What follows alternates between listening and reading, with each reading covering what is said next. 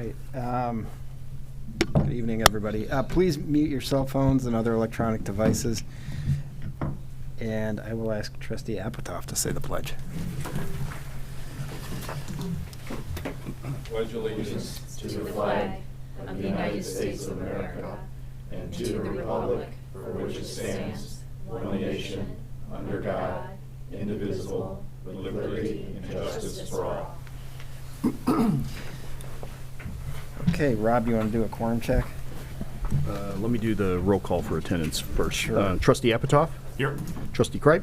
Yes. Trustee Dearborn? Here. Trustee Swerk? Here. Trustee Dahlman? Here. All right, now quorum. Okay. The month of December, the 6th, the 13th, and the 20th. I think that's good. All looking okay? I may be traveling the 6th. The 6th, okay. Maybe. I will let you know. Okay. End of years. Okay. There is the possibility that if we can get December's work done, that we might be able to pull the plug on the 20th, but we'll know more maybe within the first week of December. Just give everybody a little bit of a break. Thank you. Okay, great. At this time, we'll open it up for public comment. If anyone in the audience wants to speak on an item that is not on the agenda, now is the time to do it. Please step up. All right, seeing none. Trustee reports. We'll just start with Tina and work our way around. No report yet, but I am going to the Plan Commission tomorrow night, so I will have a report next time. No report? No report? Rob? Quick one. They had want to kind of give accolades to the village team that put together the women's night out at Town and Oak. They had, I think, 88 women. I think 60 were signed up, and they had 88 show up to listen to 3 women who were, I think, they're residents who spoke on and gave kind of business tips and kind of a bull session. But it kind of shows the kind of appetite that's out there. But it was, started by the village team, and thought it was a great idea, and I think they're going to do more of them. So, nice job. Great. Kim? I was going to say exactly that. I attended it. It was excellent. Well, you should have said it then. Well, no, it's okay. I really met so many wonderful people from throughout the community. It was really a great event, so I'm excited. I hope that continues on, or we repeat that again. I think it was Liz DeChamp. Was the Liz, spearhead, yep, yeah. Liz Did was a great key job. player along with the chamber. Yeah, and with the chamber, of course. Great. The only thing I'll add is the EFC had their monthly meeting actually here a week ago, and Lakeshore Recycling put on a great presentation. If you ever wondered what is or is not recyclable, it was like a game show. I do wonder Random that. pieces of garbage were held up, and Yeah, we do have several friendly discussions in our household about what is Yeah. and is not recyclable. That's a good idea. Yeah, as it turns out, you don't have to perfectly scrub the peanut butter jars, Oh, You don't? but they need to be pretty clean. Okay. So, yeah. Can like jars with labels on them? That's okay. You don't have to strip the labels, or they. That question came up, and the Lakeshore guy was like, you could tell he wasn't fond of that kind of garbage. Everything has a label It was, on it. it was actually, it was almost like watching a wine tasting, It was, we don't really prefer that, but we'll take it. So, yeah, it was really good though. That's funny. Rob, manager report? Certainly. Today was another milestone event.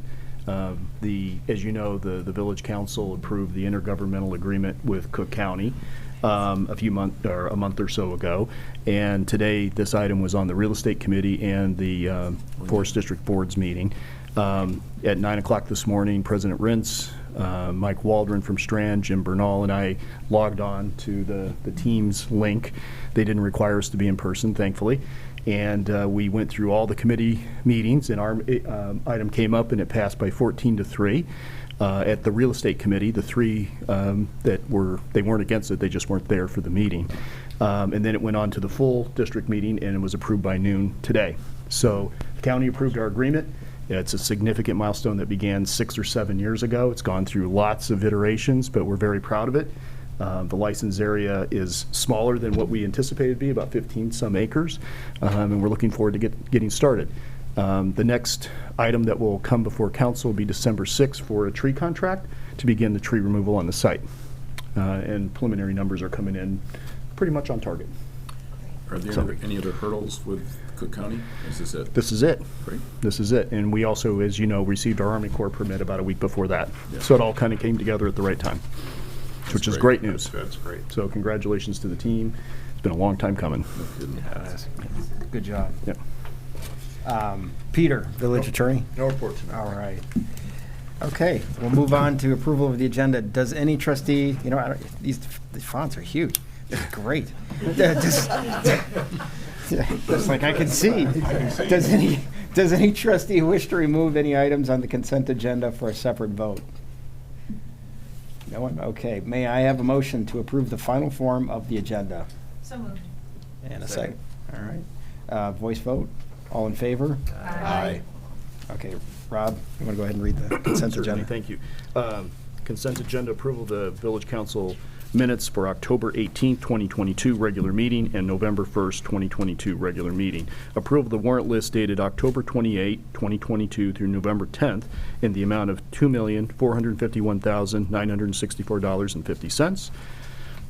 Approval of the village council meeting schedule for 2023.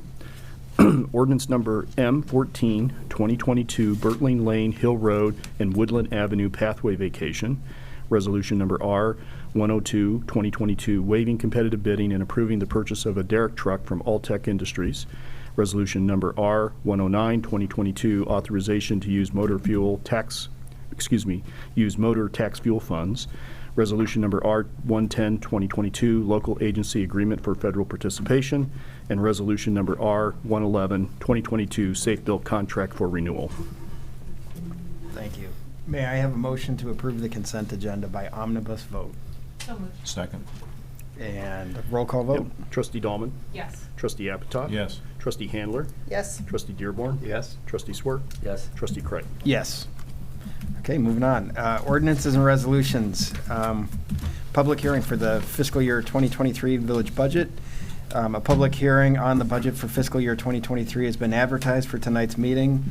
The village council discussed the proposed budget at a public meeting on October 28 and will take public comment tonight. And the public hearing on the proposed budget is now open. Tim Sloth will summarize and take it away. Good evening, thank you. Per the Budget Act, which the village functions, the annual budget must be adopted before commencement of the fiscal year. And as part of that process, under Section 8-2-9 of the Illinois Municipal Code, we are to hold a public hearing on the proposed budget, which, as you referenced, we published this notice in tonight's hearing in the December 3rd edition of the Winnetka Talk. A detailed copy of the budget has been posted online and is also available at the library and at Village Hall.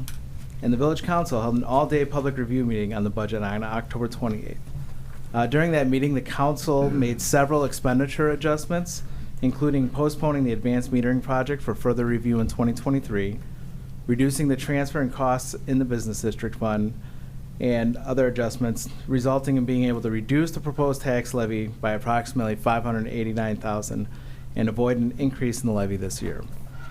So just a few facts regarding the proposed 2023 budget. First and foremost, the budget is balanced, and again, for the 9th year in a row, there is no property tax increase proposed for the budget. All in, the budget totals $93,819,564, which represents an overall operating increase of 5.1%. The capital portion of the budget for 2023 totals $27.5 million and provides major funding for major capital initiatives, including $2.1 million in roadway, sidewalk, bridge, and trail improvements, $14.3 million towards stormwater infrastructure, $2.2 million towards downtown revitalization, $600,000 in sanitary sewer infrastructure, $3.7 million in electric fund infrastructure, and $3.7 million to the drinking water system, including water main and lead service replacements. And finally, $608,000 in vehicles, equipment replacement, and investment in public facilities.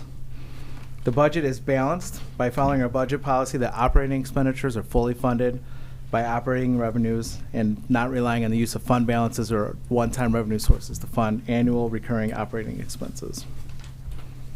So that's all for my prepared remarks on the 2023 budget. Thank you, Tim. Okay, before we take it up to the council for comments, are there any audience comments on the preliminary budget? Okay. Seeing none, we will close the public hearing and then ask if there are any comments from the council about the budget.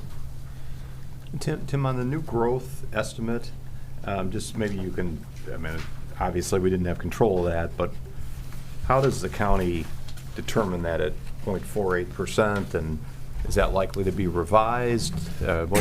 No, that's, so typically when we propose the property tax levy, we have the final number for our new growth.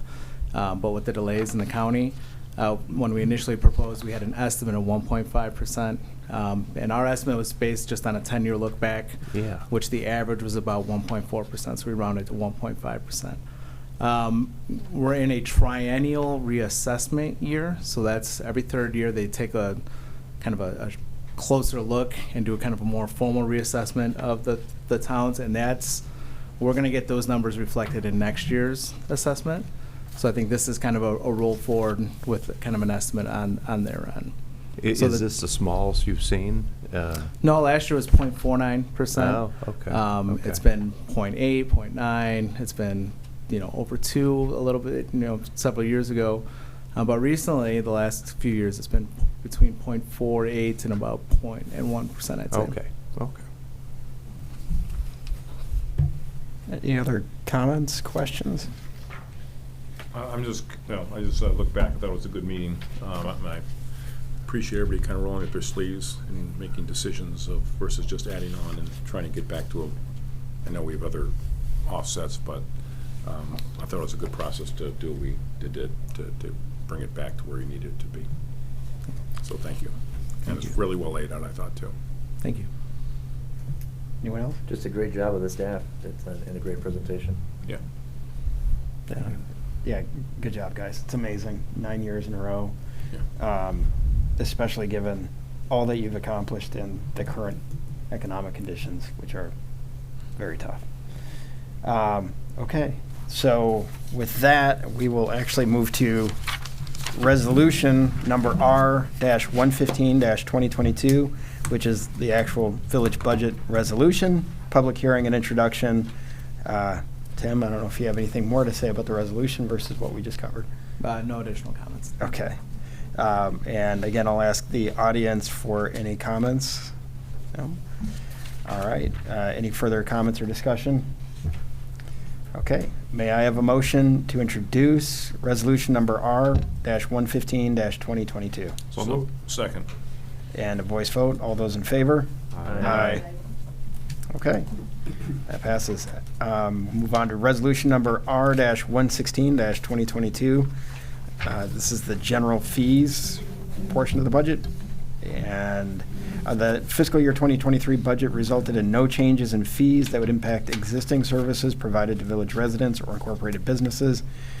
Tim's here to review that with us. So nothing further to add. It's status quo. We're not increasing any fees on any of the residential components or the incorporated businesses. So a standard resolution. All right. Any questions from the council? Not there. All right. Any public comment from the audience? No. All right. With that, may I have a motion to introduce resolution number R-116-2022? Second? Voice vote. All those in favor? Aye. Aye. Aye. Okay, that passes. All right, resolution number, we've got several of these, so. Resolution number R-117-2022, this is the utility rates and fees portion of the budget. And just briefly, rate adjustments for the proposed fiscal year 2023 budget have been increased due to the projected capital needs of the electric, water, and refuse utilities. Tim's here to review that with us. Okay, so just breaking down some of the utility fee increases in the electric fund, the electric rates for the coming year, in order to maintain the aging infrastructure of the system and account for annual cost increases, the budget includes an 8% residential rate increase.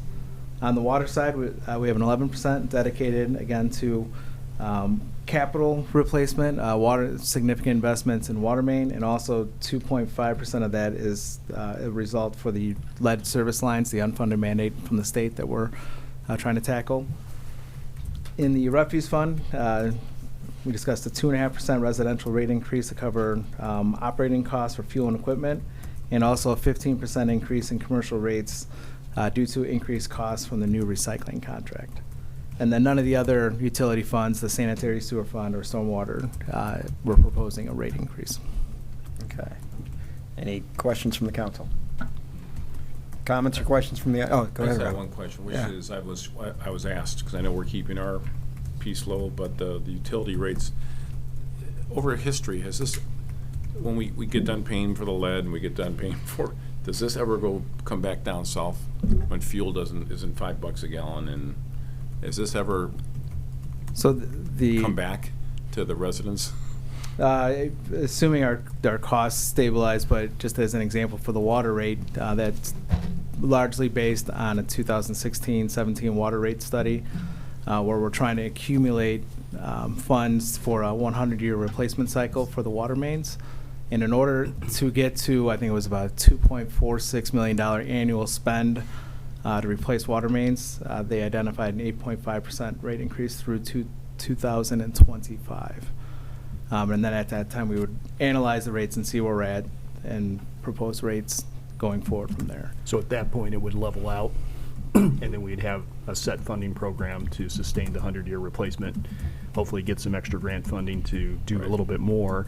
But then you would look at rate increases that would be more in line with whatever operating costs would be, as opposed to the capital component that we're trying to build for. Right. It would just be nice to be able to, when we do get through with the big infrastructure stuff, to be able to say we're coming back down. It's going to be 100 years from now. In a long Well, time. Well, I'm not going to be in the council, but I'm just saying. But that is the issue, right? There wasn't any capital contribution or reserves prior to when that rate study was completed. Correct. So for over 100 years, Yeah. I mean, the village mains has were taken on- benefited from yeah. lower rates, right? Mains were taken on here and there as needed when they became an obvious repair issue. But the overall study that we did was really a process to put the program together that was sustainable, because these things weren't going to last. And we saw our rates going up and up every year. So we had to do something. And we're doing lead replacements now that was just mandated. Yeah. So that was, Right. so who knows what else they're gonna do in the future? And cost of materials go up and labor, and I mean. I know. I would say we are live in going Illinois. to. Yeah. We live in Illinois. Yeah, I would say we're aggressively going to look for grant funding with respect to the lead service line. We do think That would some be of the great. federal money would be able to support that. Seems to make sense. Those rules are still being promulgated. It's, right now, communities that are in more desperate financial straits are first in line for that, but we do anticipate we'll have an opportunity for grant funding at some point. So we'll keep looking for it. That's great. That would be helpful. It's an expensive job replumbing a whole town. Yeah. Any other comments from the council? Any audience comments or questions? Okay, may I have a motion to introduce resolution number R-117-2022? So, second? And a voice vote, all those in favor? Aye. Okay, that passes. Okay, on to the property tax levy and abatement ordinances. This next set of ordinances set the village's 2022 property tax levy and abate taxes on the Series 2020 general obligation refunding bonds. Tim's here to review that with us. Starting with the property tax levy, just to get on the record, the total property tax levy proposed is $15,309,260. With the typical homeowner seeing property taxes paid to the village portion of your property tax bill, to remain unchanged. New development that we referenced earlier is incorporated into the levy and accounts for $73,133, or 0.48%. Just in regards to property tax, it's a major funding source for the village's general fund and accounts for over 50% of the revenue within this fund. The village's general fund is the main operating fund and the primary funding source for major village services, including police, fire, maintenance of village streets, snow plowing, economic development. The property tax also funds both the village's public safety funds, with the tax levy allocated for these funds prepared based on actuarial assumptions utilizing a conservative 6.75% investment rate of return and being 100% funded at a 15-year rolling amortization. Just wanted to note also that the village, while we're not obligated, we continue to adhere and actually exceed the tax cap levy. And since 2004, we've been under that tax cap levy, with this year's levy under by $3.5 million. And cumulatively, since 2004, we have levied $19 million than what the tax cap would ordinarily allow. Great. Thanks, Tim. That's good. Yeah, any council questions, discussion? Audience comments or questions? All right. Let's see. I think we're just going to move on to the next one before we do the Motion to introduce it. Yeah. Can I have a motion to introduce? M15. Yeah. Okay, yeah. Motion to introduce ordinance number M-15-2022, the 2022 tax levy. So moved. Second? And a voice vote, all those in favor? Aye. Okay, great. Okay, ordinance number M-16-2022. This is the 2022 tax abatement, go refunding bonds, series 2020 ordinance, I guess, yeah. Tim? Okay, so we're abating the property tax. So how those bonds work is that there's an automatic property tax that would kick in if we don't take action to abate it. So when we issued the refunding bonds, we pledged regular stormwater revenues. In order to make sure that we continue paying with those ordinary stormwater revenues, we need to abate the actual tax levy so that there's not an additional tax charged. Great. Comments or questions from the council? You don't want to hear? That's good. Audience? All right, we're good. May I have a motion to introduce ordinance number M-16-2022? So moved. Second. Voice vote, all those in favor? Aye. Okay, that passes. And we're on to ordinance number MC-01-2022. Update unincorporated areas fire services fees. The village provides water and fire suppression services to unincorporated areas of Woodley Road and Indian Hill, while in return charging a fee for the services. And Tim's here to review that for us. So we provide fire service for 171 residents in the unincorporated area of Woodley and Indian Hill Road. The fee is paid monthly as part of their monthly water bill. And we are proposing increasing the fee from $1,311.64 a month to $1,377.22, or 5%. Previously, the rate was set utilizing a very complex formula to calculate a rate, and we're moving towards just setting it similar. How do we set our other fees? Just looking at the cost of service and analyzing what the appropriate charge would be. Great.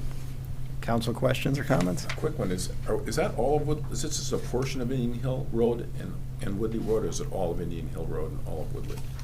I'm not sure if it's... It's a portion. There are some, you have to look at the village address map to see which addresses are in. It's like Wilmette covers some. They're on the southern end of Okay. Indian Hill. So it's just a piece of. So we're on the northern end of it Okay. that loops around towards Woodley. Got it. Okay, thank you. Yep. Tim, what's the monthly fee that the residents pay? For incorporated fire service, it's included in their property tax. I mean, we don't pay it as... You say the amount on the water bill. You said The they were- For the unincorporated, Yes. I'm sorry, the unincorporated, Yeah. okay, is $1,377 a month or? a month, yes. Jeez. Each home, each house? household? No. That can't be right. Is it a It year? says it's gotta be paid a year. monthly. We'd hear about it if that was the right number. Well, they're. Like 15,000 a year? That could be an annual rate Paid on here. over 12 months as part of the property owner's monthly water bill. Where do you see that? Page 237, the item history description. If it doesn't give the dollar amount. It's an annual fee.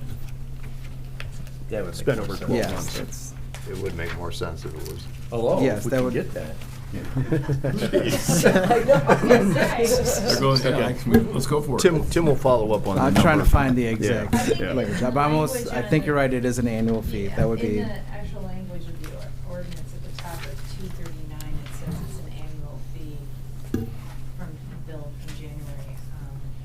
Yeah. through December. Yeah. Just was probably a typo. Yeah. Okay. The village annually calculates the unincorporated Yeah. fire services fee, And it's probably and it's over. paid over 12 months. Yeah. We'll follow up with the exact rate. Tim- So the history on this was that it was tied to the same very complex formula that the Kenilworth Fire contract had, and we simplified that as well. So it made no sense to have that old formula hanging around for the unincorporated area as well. So we're looking at it really as a set percentage each year based upon our actual costs. So is this also would be, I mean, it's hard to tell, but it's equivalent to essentially what a Winnetka resident, you know, an incorporated resident? I think it would pay? actually be more, Yeah. slightly more. Yeah, And of course, there's, I mean, Yeah. the ability to deduct is limited these days, but the fee is based upon what we believe it is, the cost to provide the service to that area. yeah. And there's obviously no opt-out on this No. for those residents, right? If they opt out, they don't get it. Yeah, right. Yeah. Yeah. I see that we eliminated the reference to the complex fee formula, but where is the description of the new formula? Yeah. Am I looking right at it? What page is? On page 239, I see section B, the fee It formula, says- which looks, Right above there, it just says it will be determined. Just be determined, By okay. Time to time, resolution of council. village okay, thank you. Yep. Yeah, so I'm sorry, page 7 of the fee ordinance, the Page. annual amount per contract address, unincorporated fire services, $1,377.22. What page of the packet, I'm sorry? Per year. Page 203 of 264. Oh, So it's actually included in the general fee ordinance. Mhm. that was- So I'm sorry, I misspoke on the, calling it a monthly fee. Okay, good. Now, that sounds low. $100 a month to save your house or a life, but that's good. It's a bargain. Yeah. Okay. I mean, really. Any other comments or questions on this ordinance? Anything from the audience? Okay, may I have a motion to introduce ordinance number MC-01-2022? So moved. Second. In a voice vote, all those in favor? Aye. Okay, that passes. Ordinance number MC-03-2022, liquor Thank you, code. Yeah, liquor, thanks, Tim. Liquor code update. Thank you. Tim, you're not doing the liquor code with us? What was that? You're not doing the liquor code with No, us? I'm not doing the liquor, no. You could probably use it after the budget process. Okay, a suggested amendment has been prepared by the village attorney that would update the Class A4 liquor license, allowing bakeries to obtain such a license. Chief Mark Hornstein is here to review it. Good evening, Trustee Kripe, Council. So, Brittany's Butters and Gourmet Bakery came to us looking to apply for this for a liquor license. They are a retail bakery that hopes to open prior to the end of the year, and separate or in addition to the retail portion of their establishment, what they'd like to do is have reservation-only limited cooking demonstrations. These would be limited to 8 to 10 people. The retail bakery would be closed while this would be going on, and again, reservation only. So what they want to do during the cooking demonstration is be able to provide wine to their guests. So in looking through the different licenses that we have in the liquor code, we have something that is a pretty close fit, but not exact, and that's our A4. So our A4 does provide or allow for the retail sale or service of wine for demonstration purposes. However, it calls out a specialty restaurant. So because it's a bakery and it's not providing multi-course meals, that's where we consulted with the village attorney and talked through the best way to make a change that would allow us to be business friendly and support this venture here. So essentially what we're asking for is to add bakeries to the A4 in addition to specialty restaurant, and then allow for the service of food as opposed to multi-course meals. So by doing that, it would allow for this opportunity to occur. And in case you're wondering, the hours that would be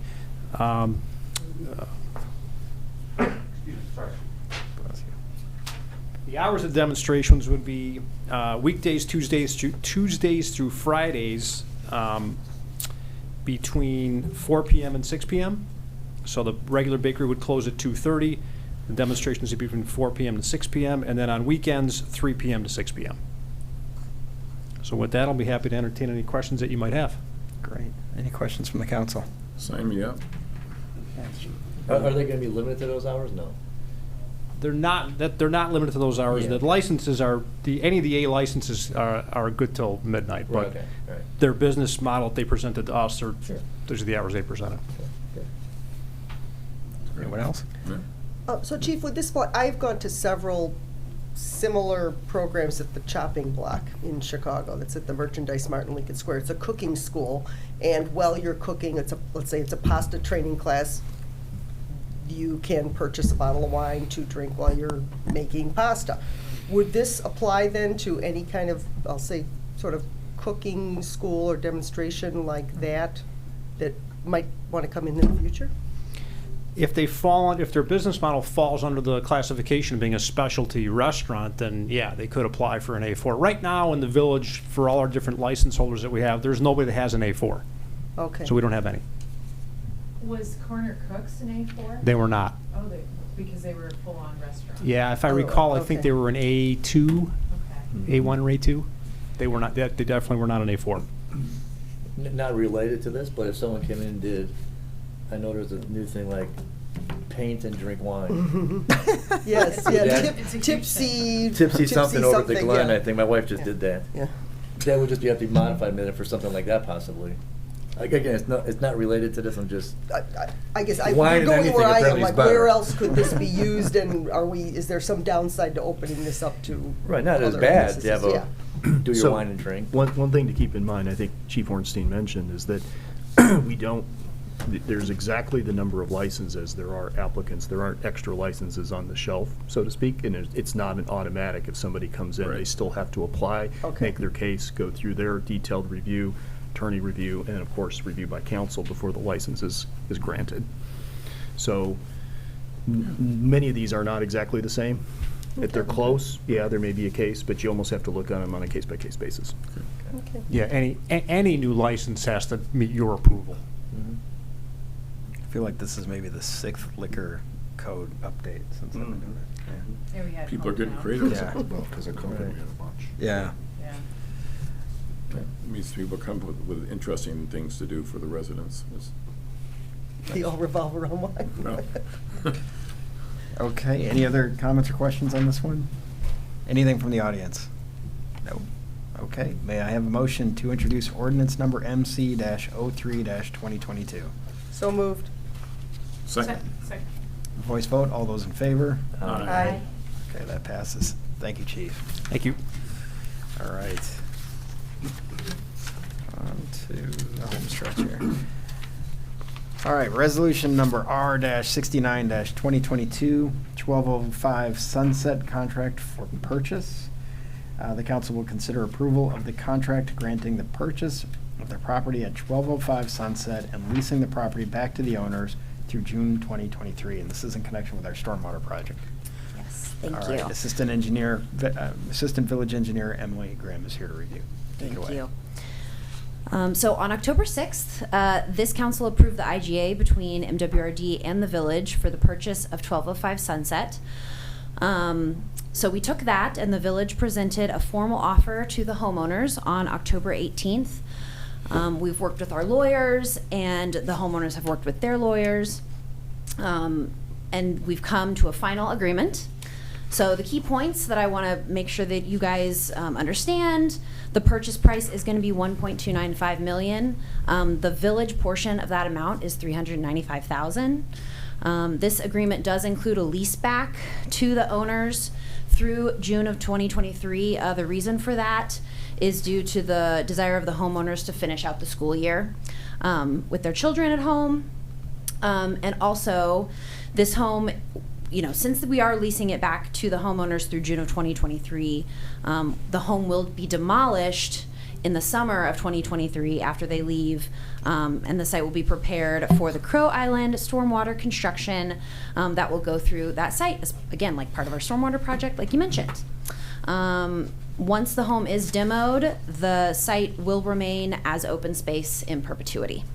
And I just want to thank everyone for all of their work on this. The homeowners especially, they've been great to work with. And I also want to thank our law team, especially Ben Schuster. So, and with that, I will take any questions. Thank you. Go ahead. So Peter, why didn't we just push the closing date till June? Rather than a sale and leaseback, I guess, It had because to do with the grant, right? Oh, it Yeah. had to do with the grant? Yeah, so By January MWRD, the MWRD grant, they want to use it in the 2022 fiscal year. I got it. So they only Got it. could guarantee the funds for 2022. Point. And then the indemnification provisions, they're gonna insure, are we requiring that they get insurance and maintain their insurance on the structure? We don't want to be liable if there's a fire or something there. Mhm. It's covered there. Okay. Yeah, I know, I did talk, Ben brought that up Yeah, as part okay, of the. just so long as that's Yep. covered, Mhm. to make it essentially risk neutral Yeah. to us to close early. Yep. Okay. Yeah, I had the same question about the insurance. And then the lease back, I mean, is it a free lease until June? Yep. Yes. Okay. And free. And is there any issue on, I know it's hard to get people out of a house Well, if they decide not to leave? We're tearing it down. I know, but It's a how do we start cover knock. that in the very odd case that they change their mind on not wanting to move out of a lease? That's free. Right, I mean, I think it's pretty good. We have all our contract rights, we can get a court order and get them out of there. Okay. I mean, if they want, I mean. there's no if- perfect system. Yeah, Yeah, there's no right. perfect I know just residential's the hardest to Right. get people, rid of Right. people. Although with this, it's better than most because it's very clear that it's gonna be demolished. It's not like Okay. we want somebody else to move Right. in rather than that. Okay, all right. Thank We you. should have a party there. Before the demolition? Before the demo. Yeah. Yeah. A smash The party? fire Let's department talk to wants Chris and see what he. I mean, So, yeah. I We'll know have to get that Chris, approved. Sledgehammer party. when Chris was on the phone with me just a little while ago saying he couldn't make the meeting, he did want to pass on his personal thanks to the Crones and been great to work with you. He also thought it would be a great idea, if the council's amenable, to have a proclamation of thanks to the Crones Yeah. once we're closed and you're getting ready to move. But on behalf of staff and council, thank you. Yeah, it's, Yeah. they've been tremendous partners on this and just the whole stormwater journey, so, yeah. Okay, any questions from the audience? Okay. May I have a motion to adopt resolution number R-69-2022? So moved. Second? And a roll call vote. All those in favor? Let me do roll call. Oh, roll Yeah, call? Yeah, Yep. yeah, roll call. Oh, Tru- yeah. Yeah, trustee Sorry, Swerk, I threw you for Yes. the vote. trustee Dahlman, Yes? trustee Apatow, Yes. trustee Handler, Yes. trustee Dearborn, Yes. trustee Craig. Yes. There's no way to adopt that right away, too? It's intro only? I think it was adopted. It's an adoption. That was up for That adoption. was It's it. an That was adoption. it. It's a Oh, I'm sorry, resolution. I'm looking at the wrong item, sorry. Yep. You're right, good. Okay, so that's done. Thank you. Thank you so much. Thank you. All right, old business, there's none. New business, there's none. There are no appointments. Closed session. May I have a motion to go into closed session for the purpose of discussing probable or pending litigation pursuant to Section 2C11 of the Open Meetings Act and personnel pursuant to 2C1 of the Open Meetings Act, and to adjourn the open meeting automatically and immediately upon the conclusion of the closed session without the conduct of any further business or comments. So moved. Second? All right, roll call vote. Trustee Dearborn. Yes. Trustee Dahlman. Yes. Trustee Apatow. Yes. Trustee Handler. Yes. Trustee Swerk. Yes. Trustee Craig. Yes. Thank you. Thank you all. Thank you. 1 minute to